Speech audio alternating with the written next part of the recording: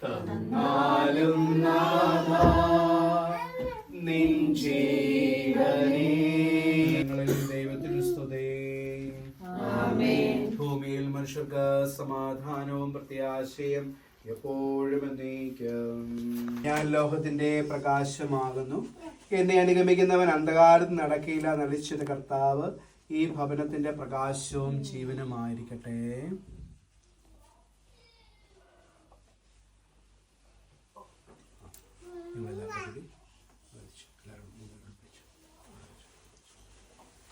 സർവാധിപനാം കർത്താവേ, നിന്നെ ഞങ്ങൾ പാടുന്നു. ഈശോത്തെ പാടിടുവിൻ, എന്നെന്നും ജീവിക്കും സർവേശ്വരനെ വാഴ്ത്തിടുവിൻ. ഈജിപ്തിൽ വെച്ച് ദൈവം മൂശയോടും അഹ്റോനോടും ഇപ്രകാരം അരുളി ചെയ്തു: ഓരോരുത്തരും തന്റെ ആട്ടിൻപറ്റത്തിൽ നിന്ന് ഓരോ ആട്ടിൻകുട്ടിയെ തിരഞ്ഞെടുക്കണം. വൈകുന്നേരം ഞാനാകുന്നു ദൈവം. നിങ്ങളുടെ വീടുകൾ തിരിച്ചറിയാനുള്ള അടയാളമായിരിക്കും രക്തം. അത് കാണുമ്പോൾ ഞാൻ കടന്നു പോകും. ഈജിപ്തിനെ ഞാൻ ശിക്ഷിക്കും, എന്നാൽ നിങ്ങൾ ബാധയിൽ നിന്ന് രക്ഷപ്പെടും.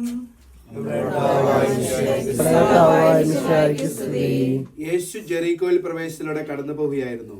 അവിടെ സക്കിയോസ് എന്ന പേരായ ഒരാൾ ഉണ്ടായിരുന്നു. അവൻ ചുങ്കക്കാരിൽ പ്രധാന ധനികനുമായിരുന്നു. യേശു ആരാണെന്ന് കാണാനും ആഗ്രഹിച്ചു. പങ്കും കുറവാൻ ജനക്കൂട്ടൊന്നും സാധ്യമായിരുന്നില്ല. യേശുവിനെ കാണാൻ മുമ്പേ ഓടി സിക്കുമത്തിൽ കയറിയിരുന്നു. യേശു അതിലാണ് കടന്നു പോയായിരുന്നു. അവിടെ എത്തിയപ്പോൾ യേശു മുകളിലേക്ക് നോക്കി പറഞ്ഞു: സക്കിയോസ്, വേഗം ഇറങ്ങി വരിക, ഇന്ന് എനിക്ക് നിന്റെ വീട്ടിൽ താമസിക്കേണ്ടിയിരിക്കുന്നു. അവൻ തിടുക്കത്തിൽ ഇറങ്ങിച്ച സന്തോഷത്തോടെ യേശുവിനെ സ്വീകരിച്ചു. ഇത് കണ്ടപ്പോൾ അവരെല്ലാവരും പെറുപെറുത്തു: ഇവൻ പാപിയുടെ വീട്ടിൽ അതിഥിയായി താമസിക്കുന്നുവല്ലോ. സക്കിയോസ് എഴുന്നേറ്റ് പറഞ്ഞു: കർത്താവേ, ഇതാ എന്റെ സ്വത്തിൽ പകുതി ഞാൻ കൊടുക്കുന്നു. ആരുടെയെങ്കിലും വക വഞ്ചിച്ചെടുത്തിട്ടുണ്ടെങ്കിൽ 4 ഇരട്ടിയായി തിരിച്ചു കൊടുക്കുന്നു. യേശു അവനോട് പറഞ്ഞു: ഇന്ന് ഈ ഭവനത്തിന് രക്ഷ ലഭിച്ചിരിക്കുന്നു.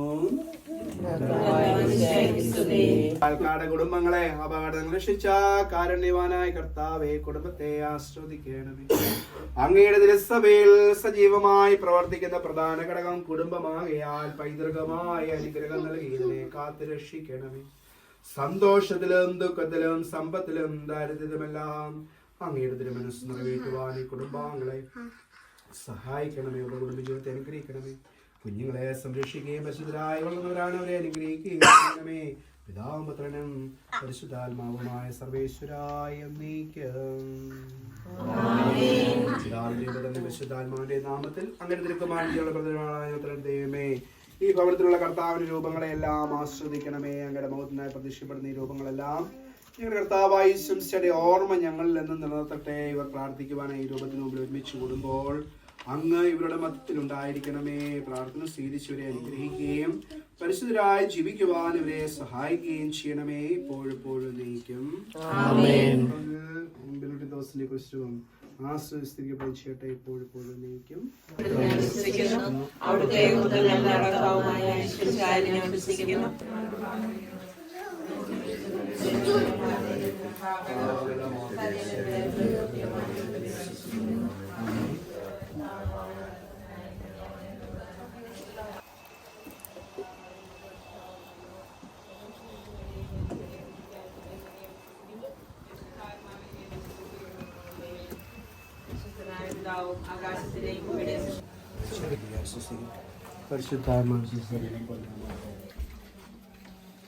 എത്രയും ദയുള്ള മാതാവേ,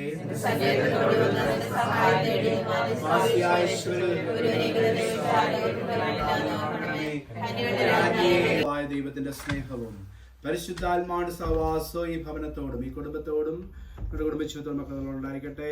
ദൈവം നിങ്ങളുടെ കുടുംബജീവിതത്തെ അനുഗ്രഹിക്കട്ടെ. അമ്മയുടെ മൂലം എപ്പോഴും ഈശ്വരനിലേക്ക്